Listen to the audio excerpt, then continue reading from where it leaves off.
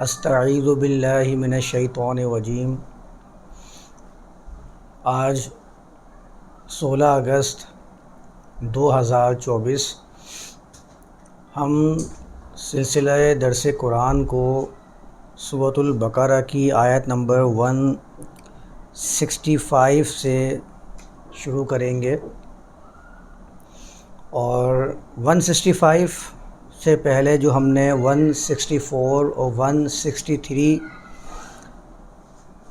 اس کو سمجھا تھا، یہ بھی اسی کا ایک سلسلہ ہے اس آیت کے اندر، کیونکہ آیت نمبر 163 میں اللہ نے فرمایا تھا وَإِلَٰهُكُمْ إِلَٰهٌ وَاحِدٌ، تمہارا الہ ایک ہی ہے۔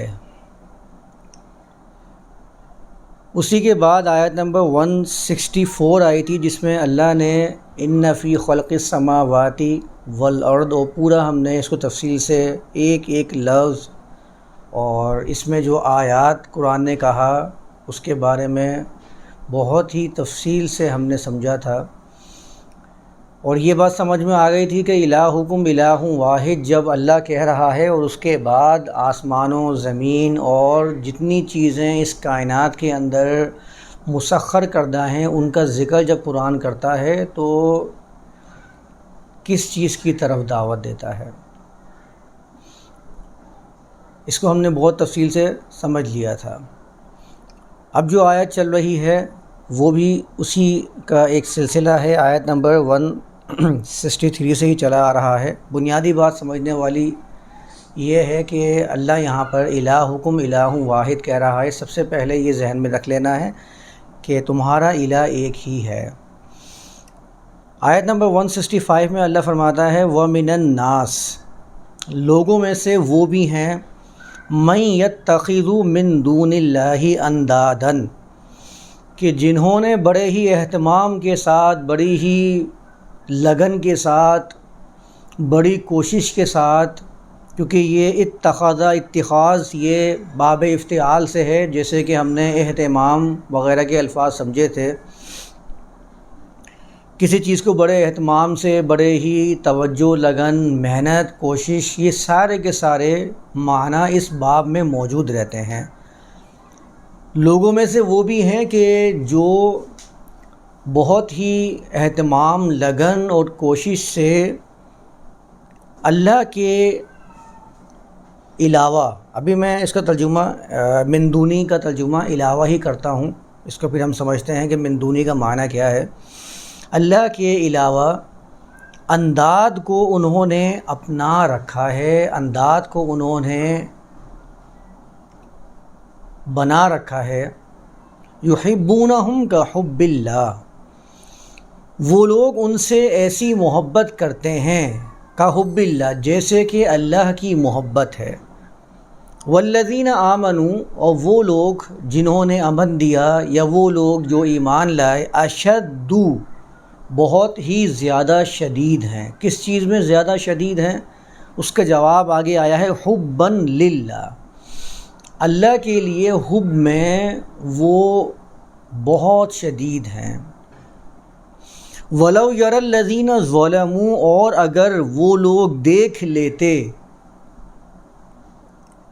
جنہوں نے ظلم کیا، اِذْ يَرَوْنَ الْعَذَابَ، جبکہ وہ عذاب کو دیکھیں گے۔ بالکل وہی ترجمہ کر رہا ہوں جو ابھی میرے پاس اس قرآن کے اندر بھی موجود ہے اور مشہور بھی ہے۔ ان القوۃ للہ جمیعا، یہ ولو یرا کا جواب ہے کہ اللہ ہی کے لیے ہر قسم کی تمام قوت ہے۔ وان اللہ شدید العذاب، اور یقیناً اور بے شک اور یہ کہ اللہ عذاب کا شدید ہے۔ اب اس کے اندر جو الفاظ آئے ہیں نا وہ ہم سب سے پہلے سمجھ لیتے ہیں، اور بڑے ہی غور طلب الفاظ ہیں جو یہاں پر موجود ہیں۔ میں نے شروع میں ہی کہا وَإِلَٰهُكُمْ إِلَٰهٌ واحد سے ہی اس کا رب چلا جا رہا ہے۔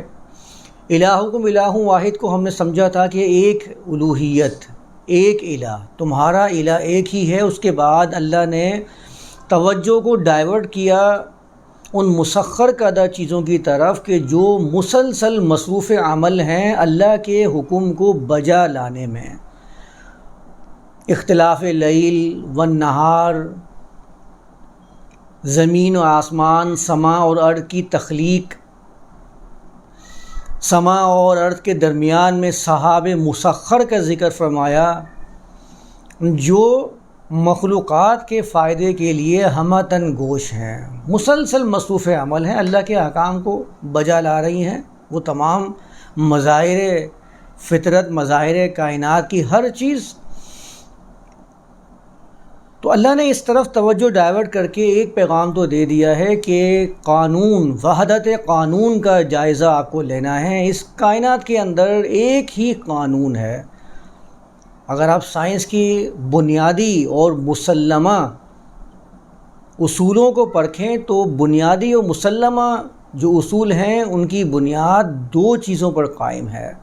یہ جتنے بھی ہمیں نظر آ رہے ہیں نا چیزیں، یہ جو اسپیس میں بھیجنے کا بتایا جاتا ہے اور پورا ایک قانون کے تحت بتایا جاتا ہے کہ یہاں جو قانون نظر آ رہا ہے وہی قانون ہمیں اوپر بھی ملے گا. تو بنیادی جو قوانین ہیں سائنس کے وہ دو ہیں جن کو مسلم تسلیم کیا جاتا ہے. Law of cause and effect, علت و معلول کا ایک قانون، یعنی ہر وہ چیز جو واقع ہوئی، ہر ہونے والا واقعہ، ہر واقع پذیر ہونے والی چیز، اس کے پیچھے کوئی نہ کوئی سبب ہے. تو پہلا قانون تو یہ ہے جو مسلم ہے، کاز اینڈ ایفیکٹ کا لا.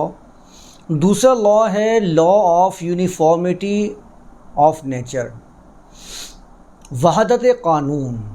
ایک دفعہ آپ نے قانون کا مشاہدہ کر لیا، اسی کی بنیاد پر آپ نے ہر چیز کو کریٹ کر دیا، ہر چیز کو آپ نے بنانا شروع کر دیا کہ یہاں جو قانون ہے اسی قانون کی بنیاد پر آگے بھی ہمیں ایسا ہی پالا پڑنے والا ہے.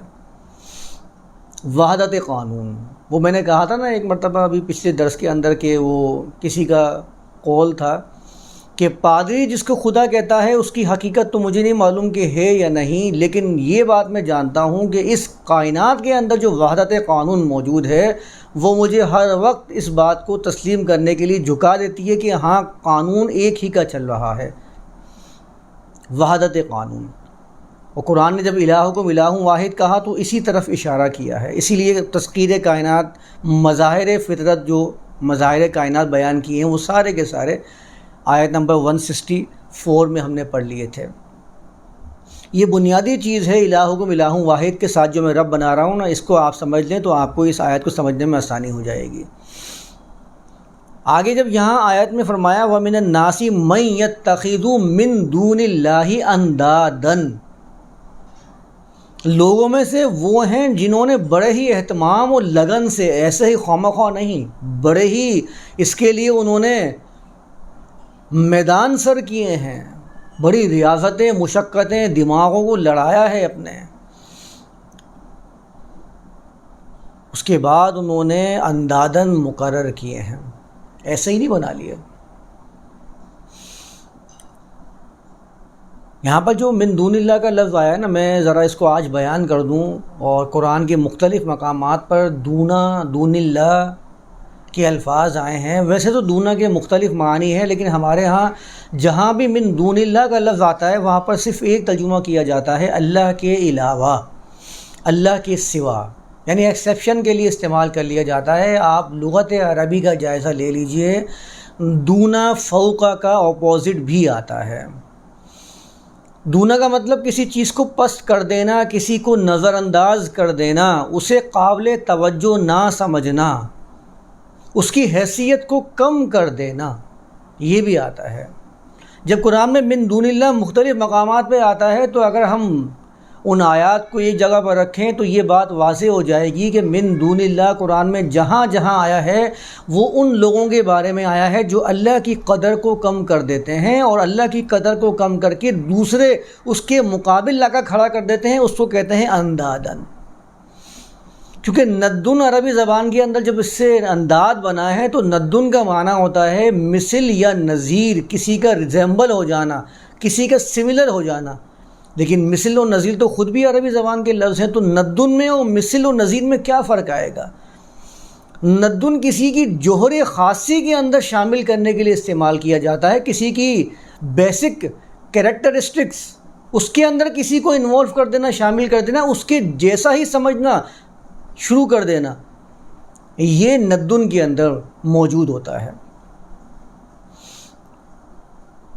تو جب کیا کرتے ہیں؟ اللہ کی حیثیت کو کم کر دیتے ہیں، اللہ کو قابل توجہ نہ سمجھتے ہوئے۔ جب یہاں پر میں وَمِنَ النَّاسِ مَن يَتَّخِذُ مِن دُونِ اللَّهِ کا ترجمہ کروں گا، اس کا مطلب ہوگا لوگوں میں سے وہ ہیں جو اللہ کو قابل توجہ نہ سمجھتے ہوئے، اللہ کو نظر انداز کرتے ہوئے۔ من یہاں پر زوائد میں آتا ہے، یہ بڑا ایک تفصیلی مسئلہ ہے جو عربی زبان میں آتا ہے کہ من کس کس چیز کے لیے استعمال ہوتا ہے۔ زوائد کے لیے آتا ہے، تبعید کے لیے آتا ہے، کل کے لیے آتا ہے۔ اگر میں یہاں پر زوائد میں استعمال کروں جب بھی درست مانا جائے گا، اگر میں اس کو کل کے لیے استعمال کروں مکمل طریقے سے اللہ سے صرف نظر کرتے ہوئے، اللہ کی توہین کرتے ہوئے، اللہ کے مقام کو گراتے ہوئے، اندادن کو بڑے اہتمام کے ساتھ مقرر فرما دیتے ہیں۔ ندن کا میں نے بتایا، ندن عربی زبان کے اندر مثل یا نظیر، لیکن کیسا؟ بنیادوں میں شامل کر دینا، خصوصیات اوصاف خاصہ میں کسی کو شامل کر دینا، اس کو ندن اور اس کی جمع انداد آتی ہے۔ اس کا ایک معنی عربی زبان کے اندر نفرت بھی آتا ہے۔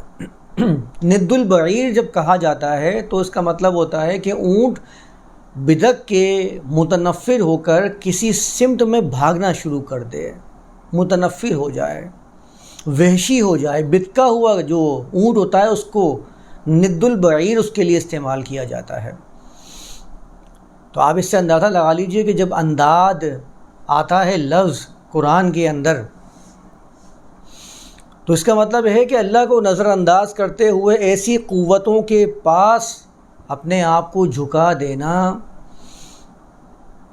ایسی قوتوں کو اپنا الہ تسلیم کر لینا کہ جن کو اللہ کی بنیادی اوصاف کے اندر برابر کا تسلیم کر لیا جائے، جو اپنی طرف کھینچنے والے ہوں۔ جتنی قوت سے اللہ کی جو اوصاف ہیں وہ آپ کو اپنی طرف بلا رہے ہیں، اتنی ہی قوت سے وہ سامنے والا مد مقابل جس کو آپ نے تیار کیا ہے وہ آپ کو اپنی طرف کھینچتا چلا جائے۔ مخالفت کا پہلو شامل رہتا ہے اس کے اندر۔ مثل و نظیر تو ہوتی ہے، کسی کا اوصاف میں شامل کر دینا بنیادی اوصاف کے اندر، لیکن ساتھ میں اس کے اندر کسی کا اپنی طرف کھینچنا بھی ہوتا ہے۔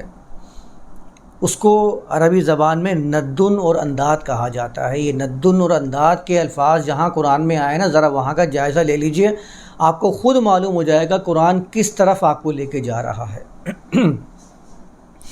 سورۃ البقرہ کے اندر ہی ابھی ہم پہلے پڑھ چکے ہیں، ان آیات کو ایک مرتبہ پھر میں آپ کے سامنے رکھتا ہوں تاکہ تصریف آیات کی روشنی میں ہم ان آیات کو، ان الفاظ کو جو انداز آئے ہیں ان کا تفصیل سے جائزہ لے سکیں۔ وہاں پر آیا تھا یا ایھا الناس، ناس اے لوگوں، اے حرکت کرنے والوں، چلنے پھرنے والوں، اعبدوا ربکم الذی خلقکم۔ وہاں بھی تخلیق انسانی کی بات کی تھی کہ اپنے آپ کو کس کے آگے جھکانا ہے، کس کا غلام بنانا ہے؟ جس نے تمہیں تخلیق کیا ہے۔ اعبدوا ربکم الذی خلقکم والذین من قبلکم، صرف تمہیں ہی نہیں بلکہ تم سے پہلے جو لوگ گزر چکے ہیں ان کو بھی اسی نے تخلیق کیا ہے، تو تمہیں اپنے آپ کو اس کے آگے جھکانا ہے، اپنے آپ کو اس کا غلام بنانا ہے۔ لعلکم تتقون، شاید کہ تم نگہداشت کرنے والے بن جاؤ۔ الذی جعل لکم الارض فراشا والسماء بناء، وہاں پر بھی قرآن نے تسخیر کائنات کی طرف توجہ دلائی تھی کہ وہ ہے جس نے تمہارے لیے زمین کو فرش بنا دیا، والسماء بناء، اور سما کو تمہارے لیے ایک چھت کی مانند بلند کر دیا۔ وَأَنزَلَ مِنَ السَّمَاءِ مَاءً، اور اس نے سما سے پانی کو نازل فرمایا، فَأَخْرَجَ بِهِ مِنَ الثَّمَرَاتِ رِزْقًا لَكُمْ، پھر اس نے اس کے ذریعے ثمرات کو نکالا ہے جو تمہارے لیے فائدے کا باعث ہے۔ اس کی فوراً بعد لکھا ہے فَلَا تَجْعَلُوا لِلَّهِ أَنْدَادًا وَأَنْتُمْ تَعْلَمُونَ، جب تمہارے علم میں یہ ساری چیزیں آ چکی ہیں تو تم اللہ کے لیے انداد مقرر نہ کرو، نہ بناؤ۔ فَلَا تَجْعَلُوا لِلَّهِ أَنْدَادًا، اور جعلہ کے بارے میں کئی مرتبہ یہ بات واضح کر چکا ہوں کہ جعلہ خالق کی طرح نہیں ہوتا، جعلہ کسی موجودہ چیز کو کسی منصب سے سرفراز کرنے کے لیے آتا ہے، یعنی ذہن میں ہو یا کسی آپ کے سامنے کوئی موجود ہو، اس کو تو آپ کو انداداً قطعاً نہیں بنانا ہے۔ فَلَا تَجْعَلُوا، قطعاً تم اللہ کے لیے انداد مقرر نہ کرو۔ وہاں پر بھی رزق کے سرچشموں کی بات ہوئی تھی۔ زمین میں اللہ کی طرف سے جو فرش اور سما کو جو بنا کی صلاحیت اللہ نے دی ہے، اس کے بارے میں قرآن نے ذکر کیا تھا۔ یہاں پر بھی ابھی ہم جو آیت پڑھ رہے ہیں، آیت نمبر 163 164، یہاں پر بھی تسخیر کائنات جو موجود ہے اس کے بارے میں توجہ قرآن نے دلائی ہے، اور اس کے فوراً بعد وہی ذکر آیا وَمِنَ النَّاسِ مَن يَتَّخِذُ مِن دُونِ اللَّهِ أَنْدَادًا، یعنی یہ چیزیں اللہ نے تخلیق کی ہیں، اللہ ان کا مالک ہے، ان کے اندر کسی دوسرے کو مالک کل تسلیم نہ کرو۔ اگر آپ نے کسی کو مالک کل تسلیم کرنا شروع کر دیا تو آپ نے اللہ کا انداد مقرر کر لیا۔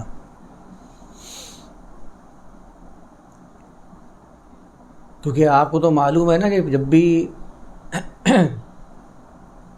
انسان کسی کے ذات کے لیے اپنے رزق کا محتاج ہو جاتا ہے، کوئی بھی شخص، کوئی بھی طاقت لوگوں کو اپنے وجود سے یہ بات ثابت کر دیتی ہیں کہ ہم تمہارے رزق کے والی وارث ہیں۔ کوئی بھی اپنے طاقت کی بنا پر کسی کو اپنے انڈر میں لے کے آتا ہے، وہ سب سے پہلے رزق کے سرچشموں کو اپنے سرپرستی میں لے لیتا ہے۔ یہاں رزق کے چشمے اس کے ہاتھ میں آئے اور وہاں عوام نے اپنے آپ کو ان کے سامنے جھکانا شروع کر دیا۔ جیسے ہی وہ محتاج بنے، محتاجگی کا جو اگلا درجہ ہے وہ محکومی ہے۔ یہاں آپ نے اپنے آپ کو محتاج سمجھنا شروع کیا، وہاں آپ نے اپنے آپ کو محکوم گمان کرنا شروع کر دیا، اس کو حاکم سمجھنا شروع کر دیا، اس کے سامنے اپنے آپ کو جھکانا شروع کر دیا، اس کو سمجھنا شروع کر دیا کہ یہ تو رزق کا مالک ہے، اس کے ہاتھ میں ہے رزق۔ اس لیے تو فرعون نے کہا تھا وَأَنَا رَبُّكُمُ الْأَعْلَىٰ، میں ہوں تمہارا رب جو سب سے اعلیٰ ہے، یعنی میں تمہیں پالنے والا ہوں۔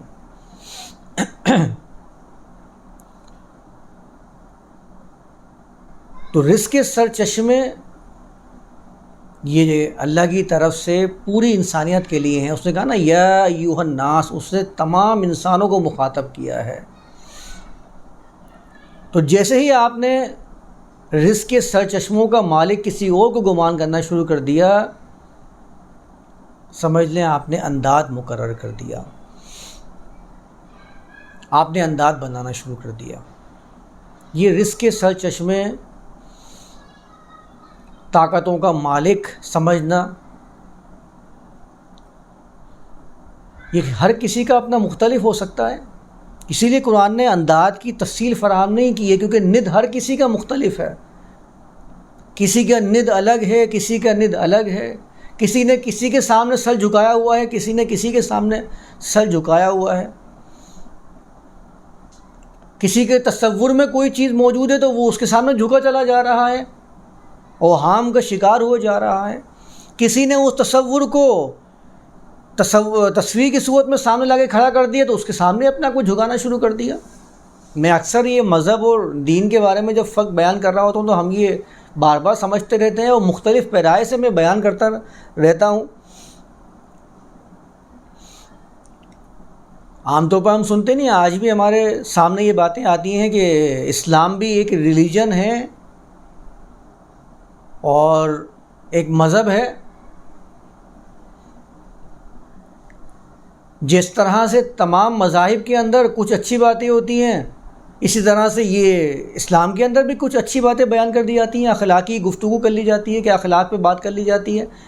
اس بنیاد پر کہتے ہیں کہ تمام مذاہب میں یہ چیز یکساں ہے۔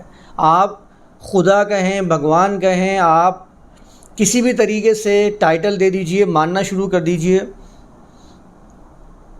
مذاہب کی تمام بنیادی جو باتیں ہیں وہ یکساں ہوتی ہیں۔ یہ عام طور پر ہمارے یہاں یہ باتیں مشہور ہیں۔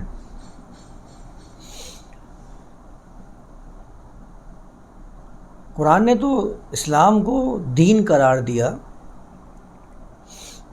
مذہب میں ہوتا کیا ہے، میں ایک بار پھر بیان کر دوں کہ مذہب میں کوئی بھی شخص، کوئی بھی انسان سب سے پہلے اپنا آبجیکٹ آف ورشپ اس کو تیار کرتا ہے۔ کوئی بھی شے تجویز کر لیتا ہے، متعین کر لیتا ہے کہ یہ وہ چیز ہے جو میرے نزدیک پوجا کے قابل ہے۔ اس کے سامنے اپنا ماتھا ٹیکنا شروع کر دیتا ہے، اس کی پرستش کے لیے کچھ خصوصی رسوم یہ وضع کر لیتا ہے، تیار کر لیتا ہے کہ مجھے اس کی ورشپنگ اس طرح کرنی ہے، مجھے اس کی پوجا پاٹ، اس کی پرستش کا طریقہ کار یہ ہونا چاہیے۔ وہ پرستش کی چیز کوئی بھی ہو سکتی ہے، مظاہر فطرت میں سے، مظاہر کائنات میں سے کوئی چیز ہو، فرشتہ ہو، انسان ہو، خدا ہو یا کوئی بت ہو، وہ کچھ بھی ہو سکتا ہے، کوئی بھی ہو سکتا ہے۔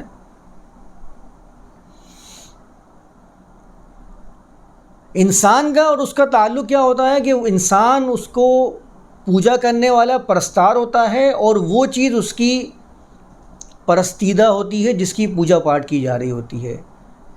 جیسے ہی اس نے وہ مخصوص رسومات ادا کر لیے، اپنا ماتھا ٹیک لیا، پرستار اور پرستیدہ یعنی کہ پوجا کرنے والا اور جس کی پوجا کی جا رہی ہے، پرستش کی جا رہی ہے، ان دونوں کا تعلق ختم ہو جاتا ہے۔ آپ دیکھیں مذہب کے اندر بنیادی چیز یہی پائی جائے گی۔ مخصوص رسومات کو ادا کرنے کے بعد اس کا اور اس پرستش کرنے والی چیز کا تعلق ختم ہو جاتا ہے۔ پھر بعد میں جا کے جب وہ اخلاقی اوصاف کی بات آتی ہے، وہ سب میں یکساں ہوتے ہیں۔ نیکی کرو، بدی نہ کرو، فراڈ نہ کرو، فساد نہ پھیلاؤ، اچھی باتیں کرو، یہ سب میں کامن ہوتی ہیں۔ تو اس لیے لوگوں نے گمان کرنا شروع کر دیا کہ یہ جو اسلام ہے یہ بھی مذہب کی طرح تو ہے، کیونکہ اس کے اندر بھی بنیادی چیزیں وہی پائی جاتی ہیں۔ ہم نے بھی تو یہ کیا ہے کہ خدا کو سب سے پہلے، اللہ کو سب سے پہلے ہم نے ایک آبجیکٹ آف ورشپ قرار دیا، اس لیے ہم نے الہ کا ترجمہ ہمیشہ معبود کیا ہے۔ اور معبود اور عبادت سے میرے ذہن میں صرف یہ چیز آتی ہے کہ کوئی پوجا پاٹ کی رسم ہے جو مجھے ادا کرنی ہے، اس کے بعد میری دنیا کے معاملات ہیں وہ الگ ہیں۔ میرا تعلق اللہ سے جڑے گا یا تو مسجد میں یا مندر میں یا خانہ کعبہ کے اندر یا گردوارے کے اندر یا مختلف مقامات میں متعین کر لیتا ہوں، جہاں پر خدا کے ساتھ یا بھگوان کے ساتھ یا گوڈ کے ساتھ میرا تعلق جڑ جاتا ہے۔ میں جیسے ہی اس مقام سے باہر نکلتا ہوں، میرا اور اس کا تعلق اب منقطع ہو جاتا ہے۔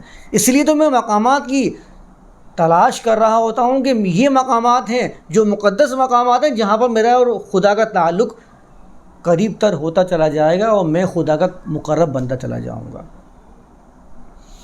آپ اٹھا کر دیکھ لیجئے مذہب کے اندر بنیادی چیزیں یہی پائی جائیں گی، ورنہ مجھے کیا مقصد ہے کہ میں وہ مقامات کی سرچنگ کروں، میں ان مقامات کی طرف اپنے قدموں کو لے کے جاؤں، اپنا مال لگاؤں، اپنی جان لگاؤں، اپنا وقت لگاؤں، جبکہ میں تو اس بات کا دعوے دار ہوں کہ بھگوان ہو یا خدا ہو وہ تو براہ راست سن لیتا ہے اور ہم سے سب سے زیادہ قریب ہے۔ کیونکہ کہیں نہ کہیں میرے ذہن میں وہی مذہب والا عقیدہ موجود ہے کہ میں نے صرف اتنا سمجھ رکھا ہے کہ میرا اور خدا کا، چاہے وہ خدا کسی بھی نوعیت کا ہے، میرا اور اس خدا کا تعلق پرستار اور پرستیدہ والا ہی ہے۔ جب تک میں پرستار اس کی پرستش کر رہا ہوں وہ میرا پرستیدہ یعنی کہ میرا معبود ہے۔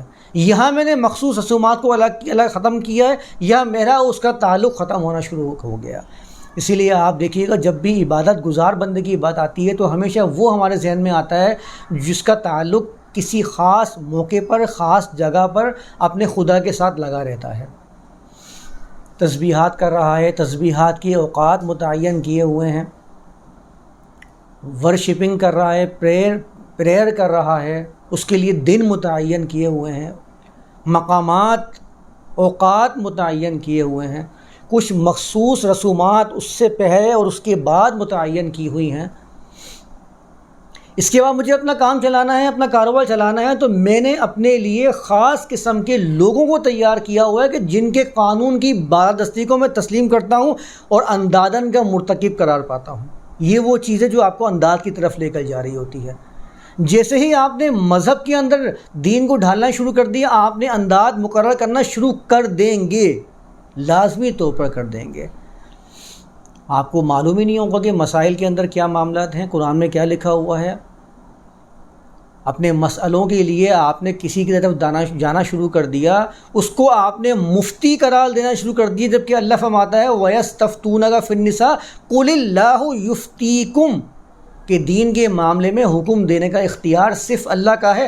آپ نے اس اختیار میں شامل کر دیا، آپ نے انداز مقرر کر دیا۔ سب سے پہلے اسلام یعنی دین کے اندر آپ خدا کے تصور کو سمجھ لیجئے کہ خدا کا تصور، اللہ کا تصور دین میں کیا ہے۔ اس کا تصور پرستیدہ اور پرستار والا ہے ہی نہیں۔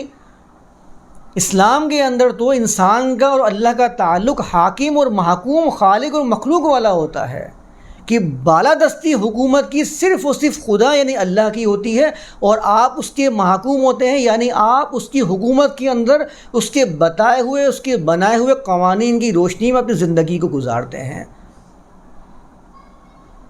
جب اسلام اور دین کی بات کی جائے گی، اس وقت نیک عملی پرستش کرنا یا پوجا پاٹ کرنا یہ نہیں ہوتی ہے، بلکہ اس کے قانون کی روشنی میں اپنی زندگی کو گزارنا یہ عبادت قرار پاتی ہے۔ اس کو عبادت کہتے ہیں۔ آپ عبادت کا لفظ پڑھ لیجئے قرآن کے اندر، خود قرآن میں ایک آیت پیش کرتا ہوں، آپ کو کلیئر ہو جائے گا عبادت کہتے ہیں کس کو ہیں۔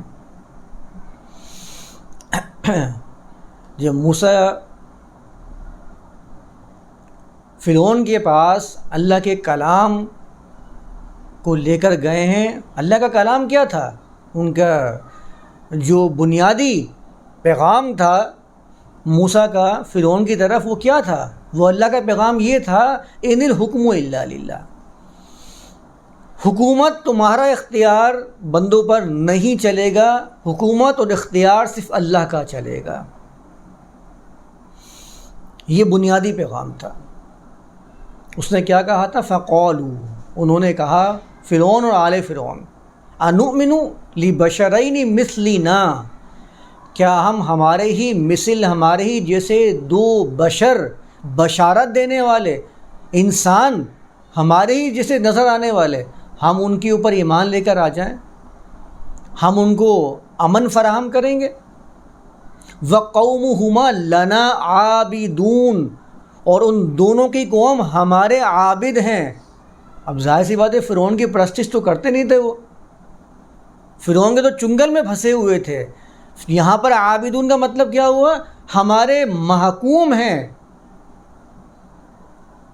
ہماری غلامی کے اندر اپنی زندگی گزارنے والے ہیں۔ اور یہی بات فرعون کو موسیٰ نے کہی تھی، وَتِلْكَ نِعْمَةٌ تَمُنُّهَا، تو میرے سامنے کھڑے ہو کے اپنے اوصاف بیان کر رہا ہے، مجھے اپنے احسانات جتلا رہا ہے، جو نعمت نے، جو احسان تو نے میرے اوپر کیے تھے، اس کی بنیاد پر علیہ ان عبدت بنی اسرائیل، اس بنیاد پر تو بنی اسرائیل کو اپنا محکوم بنا کے رکھے گا۔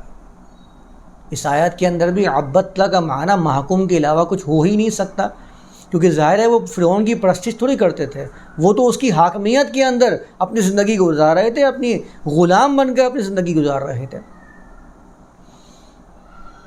تو جب اسلام اور دین کی بات کی جاتی ہے، اس وقت خدا اور انسان یعنی اللہ اور انسان کے درمیان جو تعلق ہوتا ہے وہ حاکم اور محکوم، خالق و مخلوق والا ہوتا ہے۔ اس میں الہ کا مطلب معبود قطعاً نہیں کیا جاتا۔ الہ الگ ورڈ ہے، معبود عربی زبان کا الگ ورڈ ہے۔ آپ دونوں کے معنی، دونوں کا ایک ہی معنی میں استعمال کر رہے ہیں۔ معبود کو الہ کہہ رہے ہیں، الہ کو معبود کہہ رہے ہیں، تو الہ کا معنی کیا ہوگا؟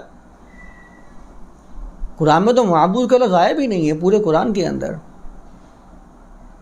الہ کہتے ہیں اقتدار اعلیٰ کو، جس کے سامنے آپ اپنے آپ کو جھکا دیں، اس کے قانون کے مطابق اپنی زندگیوں کو چلانے کا دعویٰ کر لیں۔ ایاک نعبد و ایاک نستعین کے اندر بھی یہی پیغام ہم نے پہلے بھی پڑھا تھا کہ آپ اس کے حاکمیت کے اندر اپنی زندگی گزاریں گے، آپ کے جو اخلاقی معاملات ہوں گے وہ اس کی اطاعت کے مطابق چلتے چلے جائیں گے۔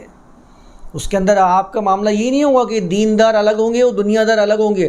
دیندار ان کو گمان کیا جائے گا جو مخصوص اوقات میں مخصوص رسومات کو ادا کرتے ہیں، وہ دیندار ہیں. اور دنیا دار وہ ہوں گے جو کسی خاص موقع پر آتے ہیں اور ساتھ میں اپنے معاملات کو دنیا میں لے کے چلتے رہتے ہیں. ان کی حیت بھی مذہبی رہنما و مذہبی پیشوائیت جیسی نہیں ہوتی ہے.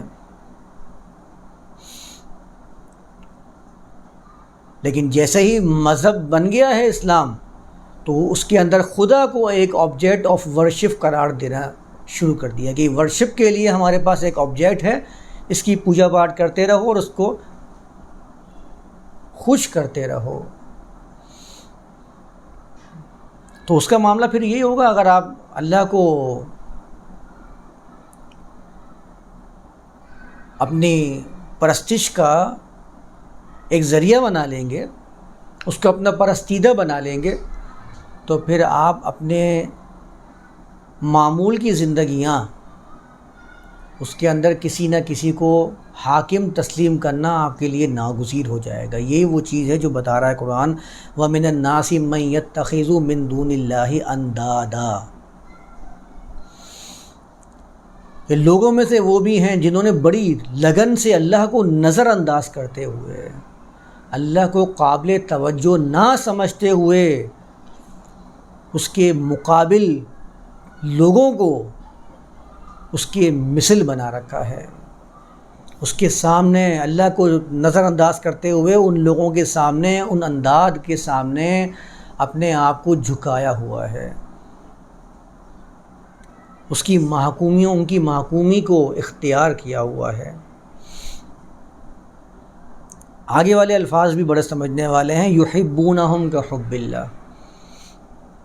وہ لوگ ان سے ایسی محبت کرتے ہیں کحب اللہ، جیسے کہ اللہ کی محبت ہے. اللہ کی محبت، یہ محبت کا لفظ جب آتا ہے ہمارے ذہنوں میں جذبات امڑ کے باہر آ جاتے ہیں. ہمارے یہاں جو اردو زبان میں محبت کا لفظ ہے وہ تو صرف خالصتاً جذبات کے ساتھ ہے. اور میں پہلے ہی کہہ چکا ہوں یہ بات کہ دین میں جو شخص ہوتا ہے، جو دیندار کہلاتا ہے، جو دین پیغام دیتا ہے، دین کا تعلق کبھی بھی جذبات سے نہیں ہوتا بلکہ علم اور عقل سے، تدبر و فکر سے ہوتا ہے. پورے قرآن کا جائزہ لے لیجئے، قرآن بار بار آپ کو ان فی ذالک لآیات لقوم یعقلون کا درس دے رہا ہے. فہل من مدکر کا لفظ قرآن میں بار بار آ رہا ہے. یتفکرون کے الفاظ آ رہے ہیں. دین کی بنیاد دلائل اور براہین پر مشتمل ہوتی ہے، جذبات پر مشتمل نہیں ہوتی ہے. جبھی تو دین میں ہر چیز کے اوپر سوال کرنے کے لیے پورا اختیار دیا جاتا ہے کہ آپ سوال کیجئے، اس سوال کے جوابات تلاش کرنے کی کوشش کیجئے. یہاں تک کہ اللہ اپنی ذات کے، اپنے وجود کے ہونے پر بھی دلائل پیش کرتا ہے. اپنی الوہیت کے اوپر، اپنی وحدانیت کے اوپر وافر مقدار میں دلائل قرآن کے اندر موجود ہیں. کیوں پیش کرتا ہے؟ کیونکہ دین خالصتاً علم کی بنیاد پر دعوت دیتا ہے. علی بصیرت انا ومن اتبعنی کا واضح پیغام قرآن کے اندر موجود ہے. بصیرت کی بنیاد پر میں دعوت دیتا ہوں، انا میں بھی اور ومن اتبعنی وہ بھی جنہوں نے میری پیروی کی ہے. اور جو آپ کا مذہب جب بن جاتا ہے تو مذہب خالصتاً جذبات کی بنیاد پر قائم رہتا ہے. ایک جذبہ ہی تو ہے جو مجھے پرستش کی طرف لے کر جا رہا ہے. ایک جذبہ ہی تو ہے جو میں سمجھ رہا ہوں کہ یہ خدا ہے جس کو میں نے خود سے تجویز کیا ہے. وہ کچھ بھی ہو سکتا ہے. میں نے کہا نا، مظاہر کائنات میں سے کوئی شے ہو سکتی ہے، فرشتہ ہو سکتا ہے، سورج چاند ہو سکتے ہیں، خیالات ہو سکتے ہیں جس کے اندر آپ نے خدا تراشا ہوا ہے.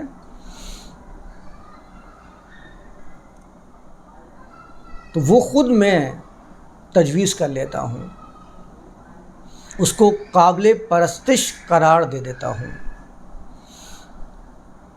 وہ خالصتاً میرے جذبات سے متعلق ہوتے ہیں.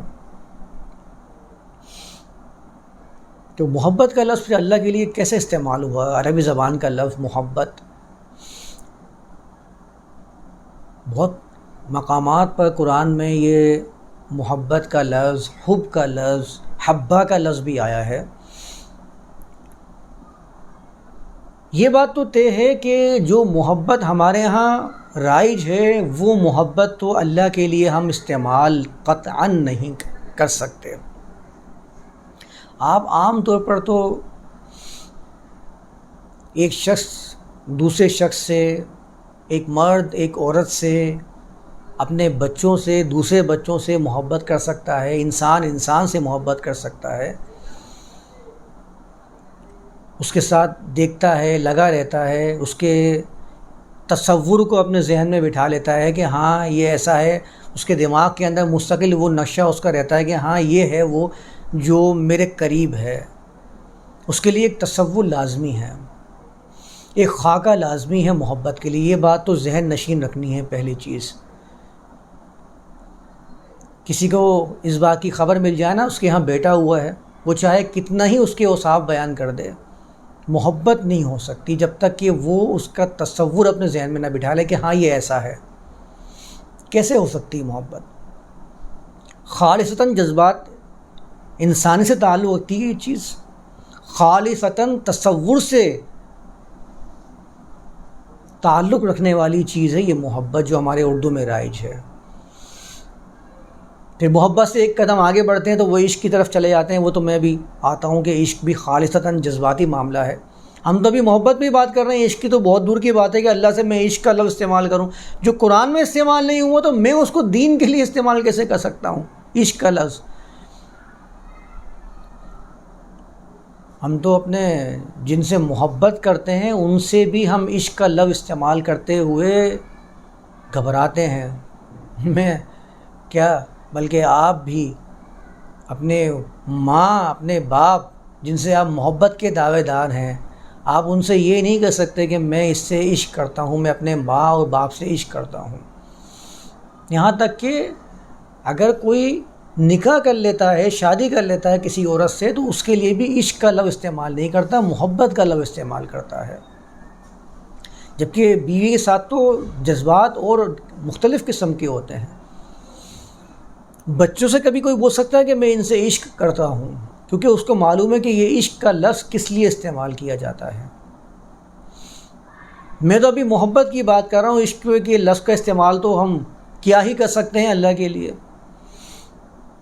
تو میں یہ کہہ رہا تھا کہ محبت کا جو لفظ ہے اس کی بنیاد پر لوگ ایک قدم آگے بڑھ کے عشق کی طرف گئے ہیں، اور محبت کے اندر بھی معاملہ کیا ہوا ہے کہ جب اللہ کی محبت کی بات آتی ہے تو میں نے کہا نا کہ آپ کے ذہن میں کوئی نہ کوئی تصور ہونا چاہیے، اور اللہ کے بارے میں جو قرآن نے بیان کر دیا ہے اس کو تو آپ یہ سمجھ لیجئے کہ اللہ کی ذات وہ ہے جو نہ آپ کے تصور میں آ سکتی ہے، نہ آپ کے گمان میں آ سکتی ہے، نہ آپ کے وہم میں آ سکتی ہے، کیونکہ لا تدرکہ الابصار، وہ کہتا ہے کہ بصارتیں، یعنی جتنی تمہارے پاس بصارتیں ہیں، تمہارے پاس جتنے سینسز ہیں، وہ کسی بھی صورت میں اس کا ادراک نہیں کر سکتے، پا ہی نہیں سکتے، جس کا تصور نہیں کیا جا سکتا، اس کو اپنے ذہن میں خیال میں بٹھا کر عشق اور محبت کا جذبے سے خاص کیسے کیا جا سکتا ہے؟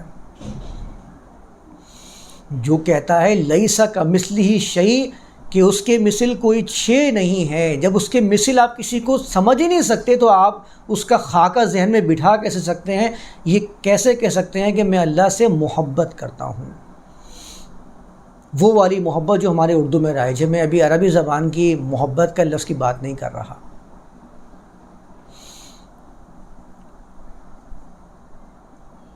کیونکہ اگر آپ تصور کی اجازت دے دیں گے خدا کے بارے میں، اللہ کے بارے میں، تو ہر شخص کا تصور اپنے دماغ، اپنے مائنڈ کے حساب سے ہوگا۔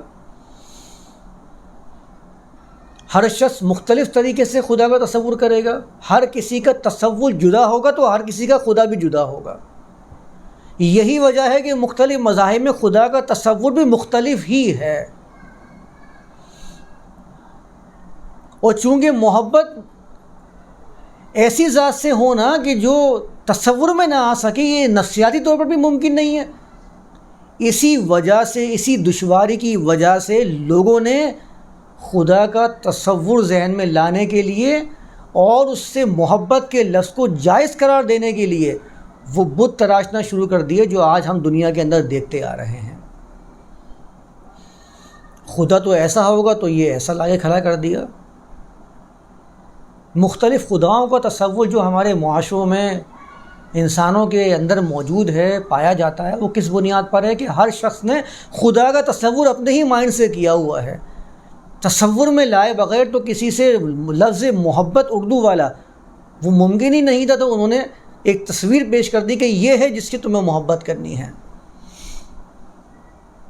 کیا بت کا تصور سے بھی فزیکلی ہو سکتا ہے؟ بت کا تصور فزیکلی کیا، آپ کے جو خیال و گمان کے اندر ہے وہ بھی تو بت ہیں، جو ہر شخص نے اپنے دماغ میں بنائے ہوئے ہیں، اسی کو تو لا کے پتھر پر نقش کیا ہے، کیونکہ ان کے ذہن میں کیا تھا، ہم نے ایک دفعہ ڈسکس کیا تھا نا، ان کے ذہن میں یہ تھا کہ جو پتھر ہے یہ انمٹ ہوتا ہے۔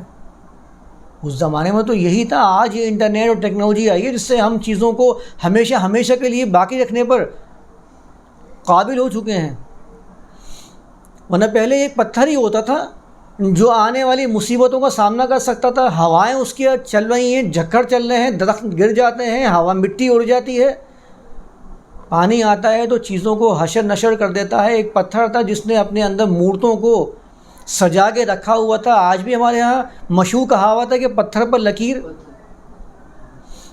تو پتھر کو انمٹ سمجھا جاتا تھا، اسی بنیاد پر پتھر کے بت بنانا شروع کیے تاکہ وہ چلتے رہیں، لوگ زمانہ در زمانہ اس کا جائزہ لیتے رہیں اور اس سے مختلف لوگ فائدہ بھی حاصل کرتے رہیں۔ جیسے کہ فائدے کا ایک ذہن میں ہے نا، یہ پتھر ہے، اس کے پوجنا شروع کر دو، بچوں کو تو یہ سکھایا جاتا ہے۔ پورا کے پورا معاشرہ جو بگڑتا ہے وہ بگڑتا ہی اس بنیاد پر ہے کہ ماں باپ نے بچوں کو سکھایا کہ بیٹا یہ ہے جو دے گا تمہیں، بچے کو جو مل رہا ہے وہ سارا کا سارا اسی سے منسوخ کیا جا رہا ہے۔ ہمارا جو معاملہ ہے وہ ہے اس بنیاد کے اوپر۔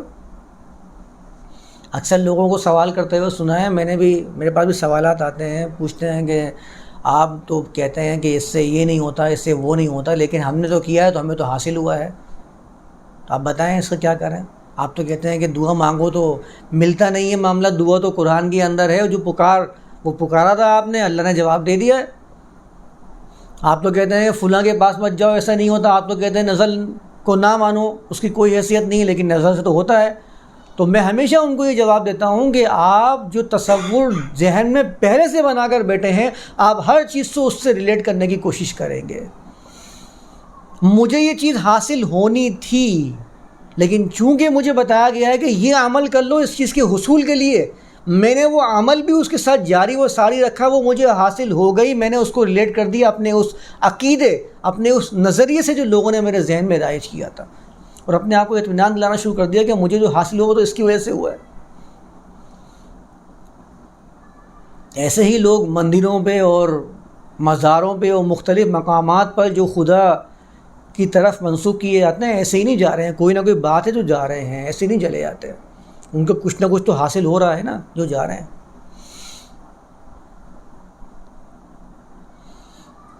تو محبت کا یہ تصور جو ہمارے ہاں لوگوں کے درمیان میں موجود ہے، وہ تصور تو قرآن کے مطابق اللہ کے ساتھ بندوں کا اور اللہ کا بندوں کے ساتھ تو نہیں ہو سکتا۔ ایسا کیسے ہو سکتا ہے؟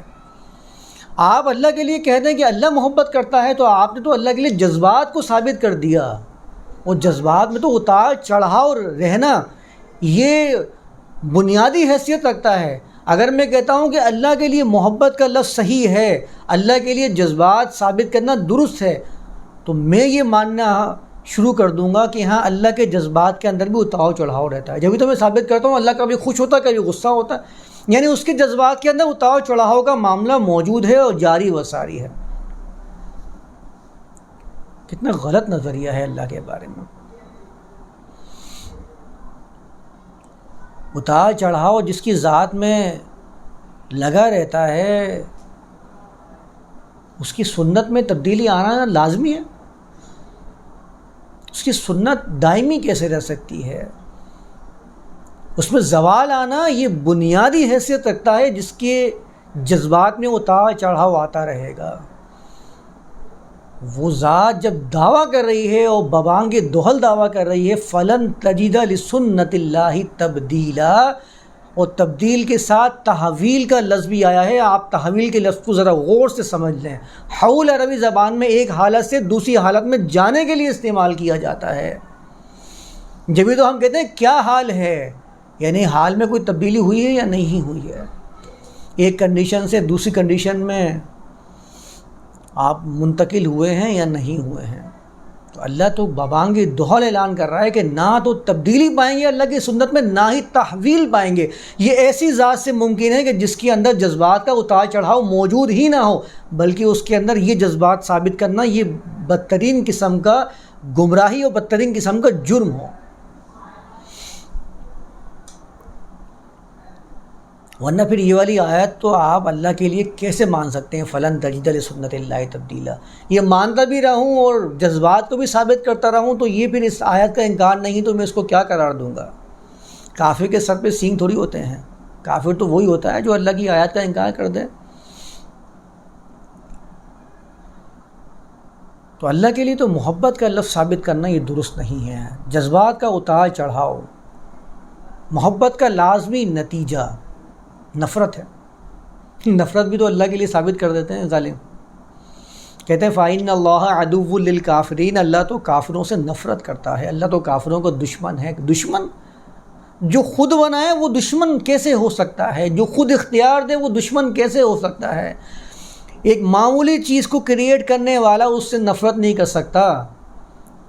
اس رب نے اتنی بڑی بڑی تخلیق اس کائنات کے اندر رکھی ہوئی ہیں، اس میں تو ایک ادنا سی مخلوق انسان ہے، اس سے وہ نفرت کیسے کر سکتا ہے؟ خود بنائے گا خود ہی نفرت کرے گا، خود ہی اختیار دے کے خود ہی غصہ کرے گا۔ دو متضاد باتیں ہم پیش کر رہے ہیں، قرآن کی آیات سے ہی پیش کر رہے ہیں۔ نفرت کا لازمی نتیجہ محبت اور محبت کا لازمی نتیجہ نفرت، دونوں ایک دوسرے کے اپوز چل رہے ہوتے ہیں۔ تو آپ جب اللہ کے لیے کہہ رہے ہیں کہ اللہ محبت کرتا ہے تو اس کا مطلب ہوگا اللہ نفرت بھی کرتا ہے۔ تو پھر آپ بتائیں اللہ کے بارے میں آپ کیا نظریہ بیان کرنے کی کوشش کر رہے ہیں؟ پھر وہی مذہب کی طرف جائے گا معاملہ کہ اللہ اپنے مذہب ماننے والوں کو تو محبت کرتا ہے اور اپنے مخالفین سے نفرت کرتا ہے۔ پھر چل جائیے، بٹ جائیے، مخلوقات بڑھتی چلی جائے گی۔ میرا خدا مجھ سے محبت کرتا ہے اور تیرا خدا تجھ سے محبت کرتا ہے، میرا خدا مجھے جنت میں لے کے جائے گا اور تیرا خدا تجھے جنت میں لے کے جائے گا۔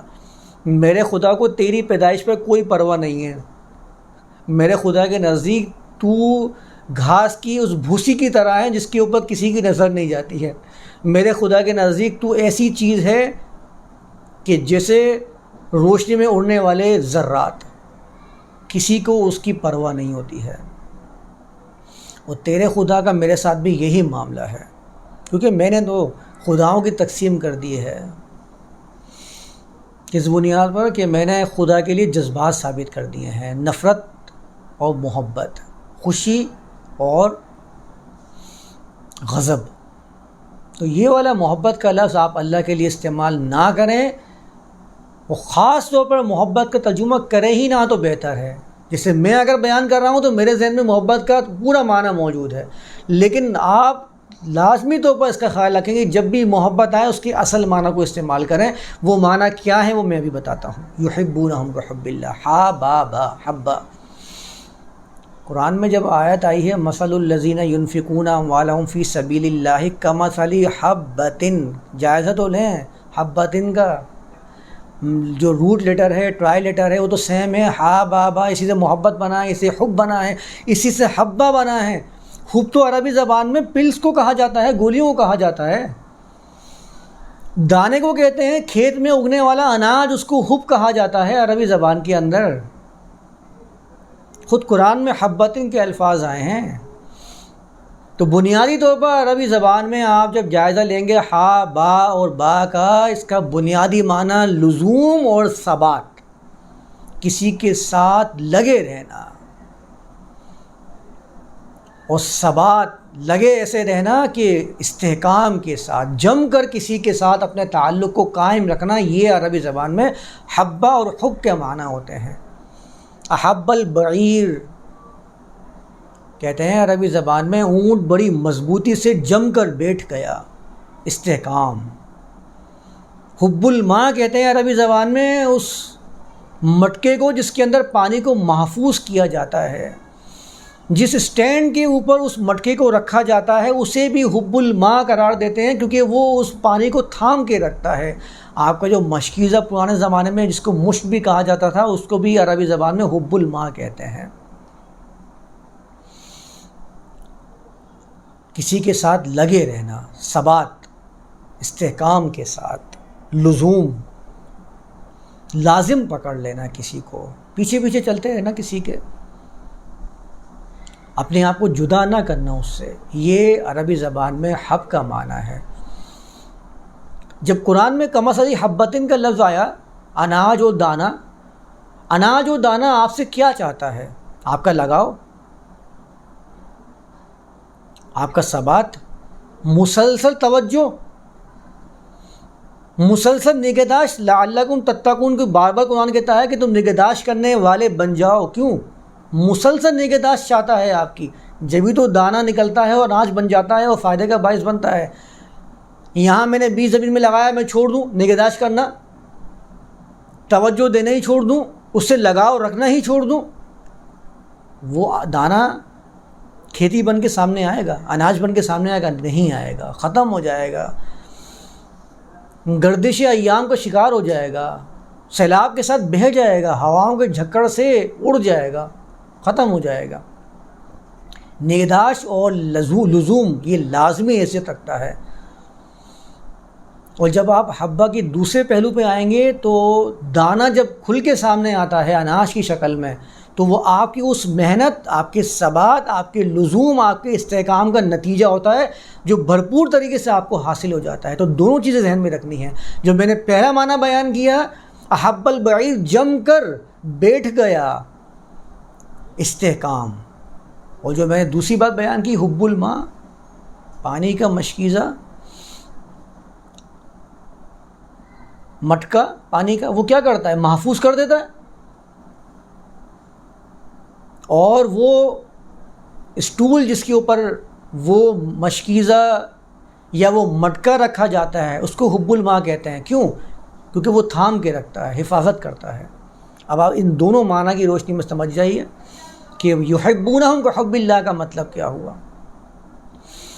قرآن نے ایک جگہ بیان کیا، قل، کہہ دیجئے، ان کنتم تحبون اللہ۔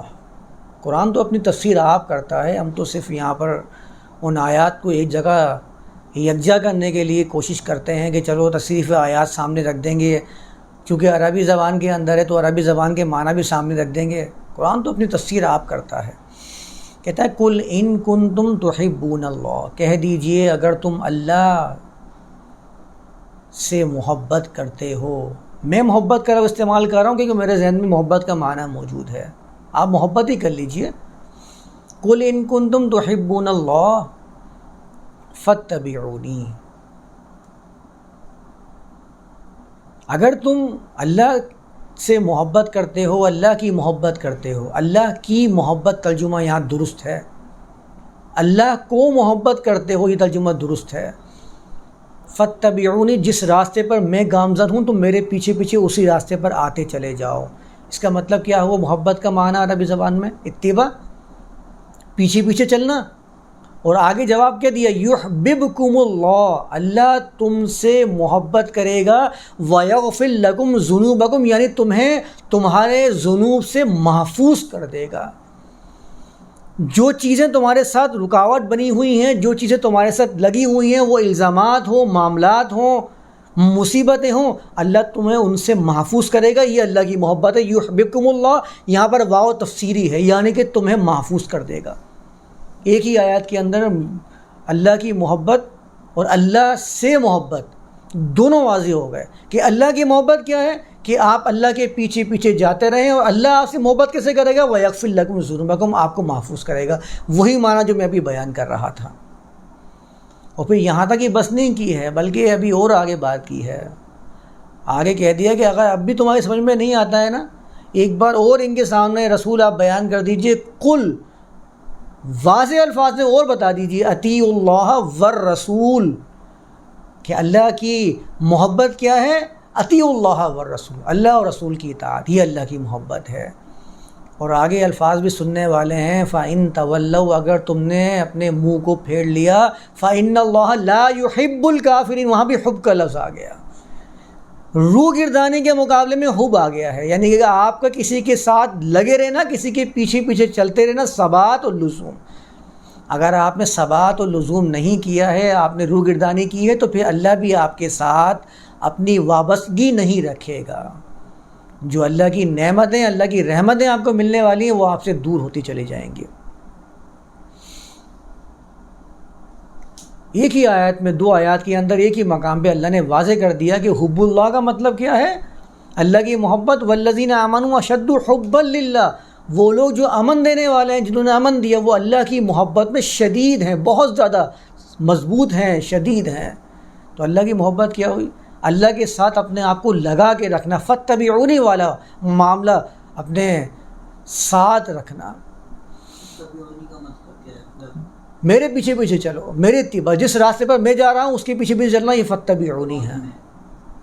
اللہ کے رسول، اللہ کے کلام کو بیان کرنے والے، اور یہ پیغام تو ہمیشہ سے چلا آ رہا ہے۔ کل ما کنت بدعا من الرسول، ہر رسول نے یہی پیغام دیا تھا، میں کوئی نیا رسول نہیں، قرآن خود فرما رہا ہے کہ آپ کہہ دیجئے، یہ پیغام کوئی نیا نہیں ہے۔ ہر نبی نے، ہر رسول نے، قرآن کی آیات نے یہی پیغام دیا ہے کہ قرآن کے پیچھے پیچھے چلتے جائیں۔ اللہ کے رسول کی اتباع کا مطلب کیا ہوتا ہے؟ اللہ کے رسول اس قرآن کی آیات کے پیچھے پیچھے چلے، ان بتائے ہوئے احکامات کو انہوں نے فالو کیا، تو ہم اگر ان کے پیچھے چل رہے ہیں تو ہم کس کے فالوور ہوئے؟ ہم اللہ کی آیات کے فالوور بن گئے۔ ایک جگہ اللہ فرماتا ہے،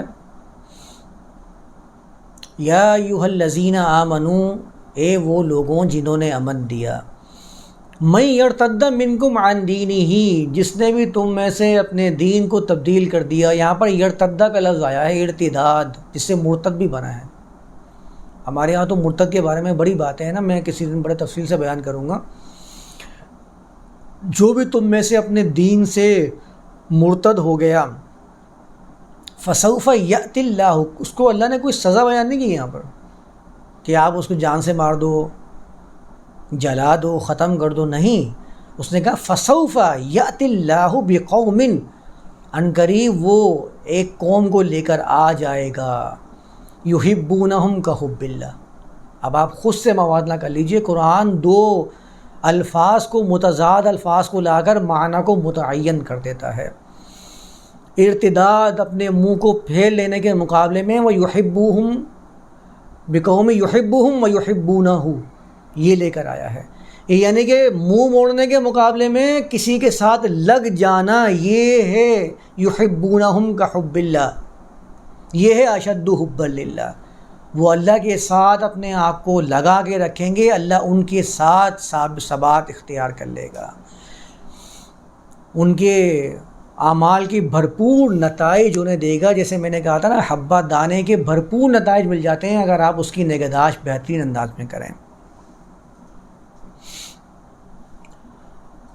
تو والذین آمنوا اشد حبا للہ، اس بات کو ذہن میں رکھیں، اگر آپ نے اللہ کے لیے محبت، اردو والا استعمال کرنا شروع کر دیا، اپنے ذہن میں وہی محبت بنا کے رکھی جو نفسیاتی طور پر ممکن ہی نہیں ہے، کہ جس کا احاطہ نہیں کیا جا سکتا، اس کا تصور نہیں کیا جا سکتا، اس سے وہ محبت کیسے کی جا سکتی ہے جو جذبات سے تعلق رکھتی ہے؟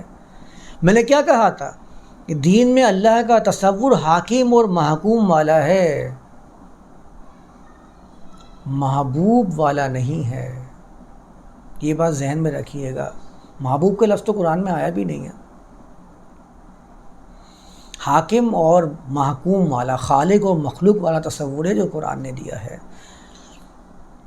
والذین آمنوا اشد حبا للہ، اور وہ لوگ جنہوں نے امن دیا، وہ اللہ کے لیے اس کی حب میں، اس کے ثبات میں، اس کے ساتھ، اس کی اطاعت میں، اس کے ساتھ جڑے رہنے میں بڑے مضبوط ہیں، ان کے قدم بڑے جمے ہوئے ہیں، لرزتے نہیں ہیں کہ یہاں دیکھا کسی نے سامان رزق کے اوپر اپنے قدم جمائے، وہاں میں نے اس کو اپنا خدا تسلیم کرنا شروع کر دیا، وہاں میں نے اپنے رزق کے سرچشمے سمجھنا شروع کر دیے کہ اس کے ہاتھ میں ہے، اور یہ ہے میرا انداد، جس کو میں نے اللہ کو ناقابل توجہ قرار دیتے ہوئے اس کے مد مقابل لا کر کھڑا کر دیا ہے۔ وَلَوْ يَرَى الَّذِينَ ظَلَمُوا إِذْ يَرَوْنَ الْعَذَابَ أَنَّ الْقُوَّةَ لِلَّهِ جَمِيعًا وَأَنَّ اللَّهَ شَدِيدُ الْعَذَابِ۔ تو یہاں تک تو میں اس کو رکھتا ہوں۔ تبعونی میں ذاتی اتباع نہیں ہے، رسول کی ذات، رسول جب کہہ دیا تو ذات کہاں سے آ گئی؟ جب رسول کہہ دیا تو رسالت سے تعلق بن گیا، جب رسول کہہ دیا تو پھر ذات ذات خاصی کی بات ہی نہیں آ رہی ہے، یہ تو اوصاف خاصی کی بات آ رہی ہے، جو وصف دیا گیا ہے، یہ سارا سے جس کو متصف کیا گیا وہ رسول. جب خود ہی رسول کہہ دیا کہ رسول کی اتباع، تو بات سمجھ میں آ گئی رسول کیا ہے. فاتبعونی، اس میں ایک جگہ آئے گا تو مقام بیان کروں گا. ویسے تو خیر فاتبعونی کا معنی اللہ کے کلام کی اتباع بھی ہوتا ہے. یہ وہ آیات جب آئیں گی سامنے تو میں اس میں بیان کروں گا، وہ واضح طور پہ سمجھ میں آئے گا کہ اللہ کے کلام کی اتباع کیسے ہوتی ہے. اور یتلو علیکم کا معنی اللہ کے کلام کا بھی ہوتا ہے کہ اللہ کا کلام تمہارے سامنے بیان کرتا ہے. کیونکہ مبین جب ہم قرآن کو کہتے ہیں تو مبین ظاہر سی بات ہے وہ قرآن ہی ہے. قرآن مبین سے مطلب ہے قرآن خود کو بیان کر رہا ہے. تو یتلو علیکم کا مطلب قرآن کا تمہارے اوپر تلاوت کرنا بھی ہوتا ہے. یہ میں تفصیل سے اس پہ بات کروں گا. بہرحال میں یہاں تک اس کو رکھتا ہوں، اور یہ آیات میں مکمل نہیں کر پایا ہوں 165 کو. تو اس کو 165 کو ہم اگلی نشست کے اندر سمجھ لیں گے جو آگے کے الفاظ ہیں، کیونکہ تفصیل طلب ہے. میں چاہ رہا ہوں کہ یہ بات بھی سامنے آ جائے کہ یہاں پر ہمارے ہاں جو عربی زبان کے اعتبار سے ترجمہ کیا جاتا ہے وہ بڑا غلط ہے، اور ماضی کو پاسٹ کو فیوچر بنا کر پیش کیا جاتا ہے. تو ہمیں سمجھنا ہوگا کہ اگر پاسٹ ہے تو پاسٹ، اگر اس کو فیوچر کا ترجمہ کرنا ہوتا ہے، فیوچر بیان کرنا ہوتا تو فیوچر استعمال کر لیتا ہے. اللہ کو کیا ضرورت تھی کہ یہاں پر ماضی کے الفاظ استعمال کرنے کی. بہرحال تو اس کو اگلی کلاس میں لیتے ہیں، یہاں تک اس کو مکمل کرتے ہیں 165 کو اگلی نشست میں.